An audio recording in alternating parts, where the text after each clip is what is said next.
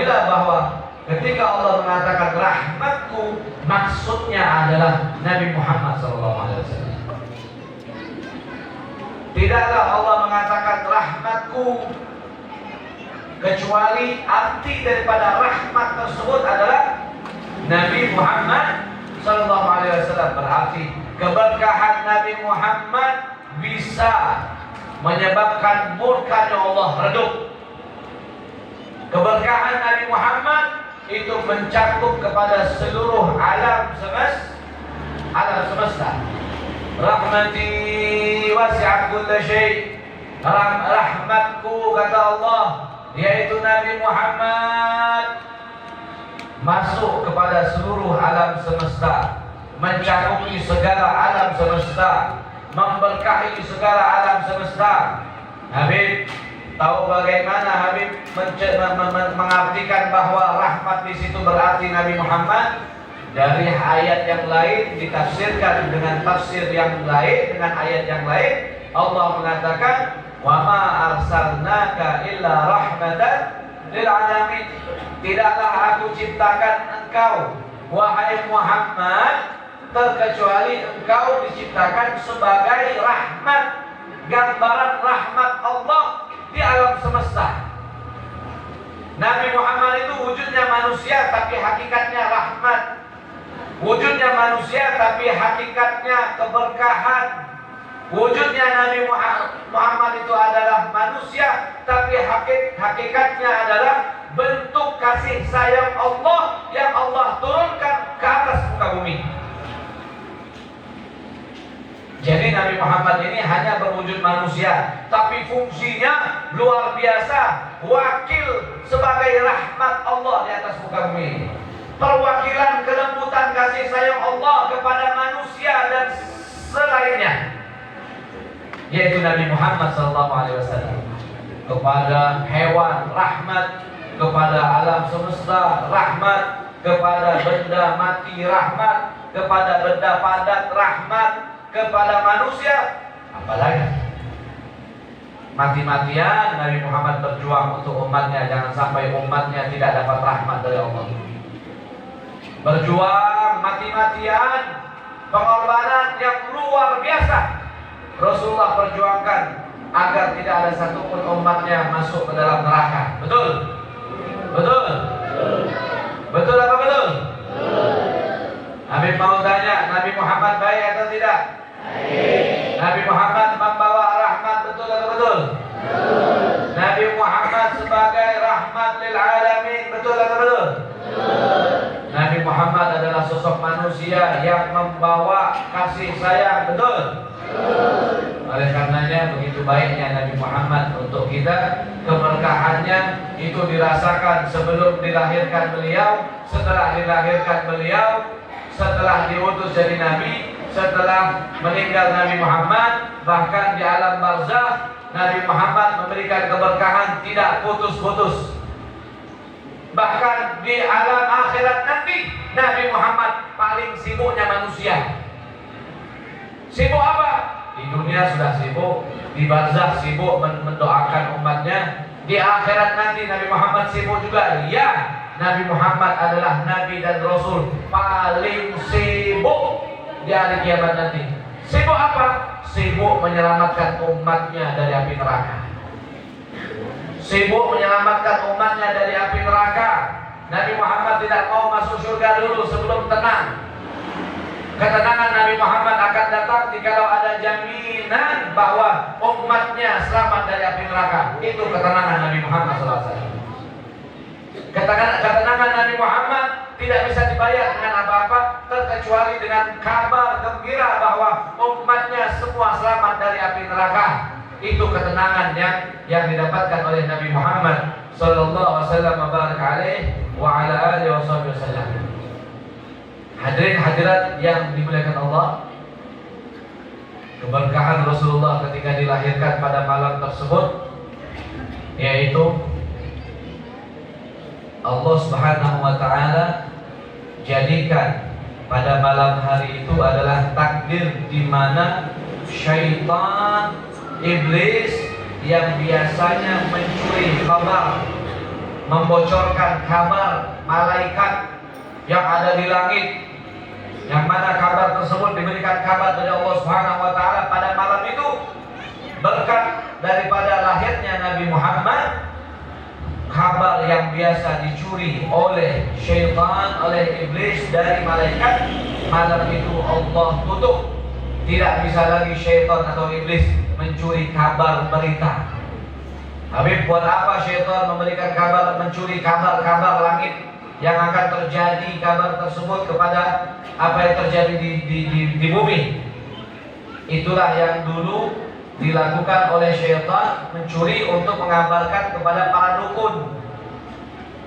Makanya para dukun zaman dulu itu betul dapat kabar langsung dari syaitan, yang mereka curi kabarnya dari malaikat apa yang akan terjadi di atas di bumi. Tapi syaitan memang kebiasaannya bohong. Syaitan kebiasaannya bohong. Syaitan itu kebiasaannya bohong. Sudah jadi wiritan dia, istiqomahnya dia itu berbohong. Makanya walaupun dia mendapatkan kabar berita dari langit tentang apa yang akan terjadi di bumi, dia sampaikan kepada dukun-dukun itu. Dari 10 kabar, 9-nya bohong, 1-nya jujur.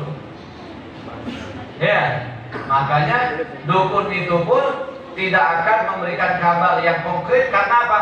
Karena dia yakin dari syaitan, tapi syaitan membumuli dia, membohongi dia, menipu dia. Ya. Apalagi setelah Nabi Muhammad lahir, sudah tidak ada celah lagi bagi syaitan untuk memberi kabar yang jujur kepada dukun-dukun itu. Ya. Nah, ini salah satu keberkahan Nabi Muhammad SAW, menutup kejahatan, menutup kemaksiatan. Bahkan Nabi Muhammad SAW ketika dilahirkan pada malam tersebut menerangi alam semesta. Padahal pada saat itu Nabi Muhammad dilahirkan sebelum subuh, gelap gulita. Tapi ketika lahir Rasulullah, terpancar dari Rasulullah SAW cahaya yang menerangi ufuk alam semesta, sehingga sahabat meriwayatkan pada malam itu, pada sebelum fajar dilahirkan Nabi Muhammad SAW, seperti siang tengah hari, terang benderang. Padahal saat itu waktunya sebelum subuh, tapi terang benderang karena cahaya yang terpancar dari Nabi Muhammad SAW. Ketika bayi, Nabi Muhammad memberikan keberkahan yang begitu luar biasa kepada umat manusia. Ketika Rasulullah SAW dilahirkan, maka ada satu keluarga yang mendapatkan keberkahan Nabi Muhammad SAW. Seakan-akan Nabi Muhammad sudah mengetahui cara memberikan berkah, cara menyebarkan berkah, ya, melalui dia dari Allah Subhanahu wa taala. Keluarga Halimatus Sa'diyah. Siapa Halimatus Sa'diyah? Halimatus Sa'diyah siapa? Ibu susunya Nabi Muhammad SAW, yang datang dari suatu lembah, yang datang dari suatu kampung, yang datang dari satu pedalaman. Kebiasaan orang Arab punya bayi, mereka disusui oleh wanita-wanita yang berasal dari kampung dengan upah. Dibawa ke kampung mereka, dibawa ke desa mereka. Kenapa? Karena salah satu cara untuk membuat anak mereka sehat yaitu disusui oleh wanita-wanita desa yang terpelihara kesehatannya, yang terpelihara adabnya, yang terpelihara udaranya, makanannya. Walhasil terkenal kalau mau memelihara anak bayinya agar sehat dan tidak terpengaruh dengan bahasa-bahasa yang sudah bercampur di negeri Mekah itu. Orang Syam, orang luar-luar datang semua, orang Afrika, orang Ethiopia, semua berkumpul di kota Mekah. Mereka mengirim anaknya kepada wanita-wanita di desa agar kefasihan bahasa Arab mereka dapatkan di desa, biar tidak terkontaminasi dengan bahasa-bahasa yang sudah bercampur di Mekah. Itu salah satu juga manfaatnya mereka mengirim anak mereka, ya, untuk menyusui dia, untuk mendidik dia, untuk menjaga bahasa kefasihan dia, untuk kesehatan dia. Makanya hampir setiap hari ada kelompok perempuan, atau setiap bulan ada kelompok perempuan yang dari desa datang ke Mekah untuk mencari bayi yang mau mereka terima penitipannya. Subhanallah, ketika lahir Nabi Muhammad, datanglah kelompok, ya, rombongan perempuan-perempuan tersebut untuk menjadi ibu susu bayi-bayi yang baru lahir di kota Mekah.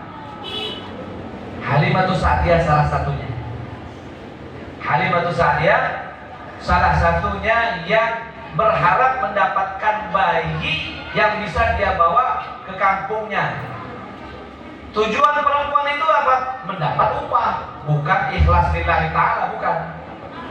Tapi salah satu daripada profesi pekerjaan mereka agar dapat bayaran.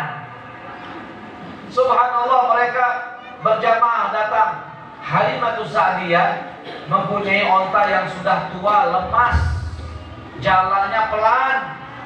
Jalan dari kampung bersama onta-onta yang segar dinaiki oleh perempuan-perempuan yang mau ke Mekah itu, pastinya ontanya terlambat. Datanglah terlambat Halimatus Sa'diyah sampai ke kota Mekah, habis tidak tersisa bayi yang mau dia ajak ke kampungnya, ke desanya. Subhanallah, harapan dia pun sedih. Dia berharap dia bisa dapat seorang bayi dan dia bisa dapat upah dan bisa belanja di Mekah untuk bekal dia bawa ke kampung dia. Sedangkan anak dia menunggu di kampung, di desanya, menunggu, bawa makanan, bawa susu, bawa kurma. Dari mana belinya? Hasil uang dan diberikan oleh orang tua bayi untuk sebagai upah. Subhanallah, gak dapat bayi, kehabisan. Biasanya kumpul di satu tempat tuh, bayi sudah disediakan dan perempuan itu datang di tempat khusus itu. Halimah datang ke situ, habis bayi, gak ada lagi. Akhirnya Halimah itu pun sedih. Halimah sedih. Dia mengatakan pada suaminya, wahai suamiku, ayo kita pulang ke kampung karena sudah tidak ada lagi bayi. Tunggu wahai istriku, jangan putus asa dulu. Kita cari dulu, mungkin ada bayi yang tersisa.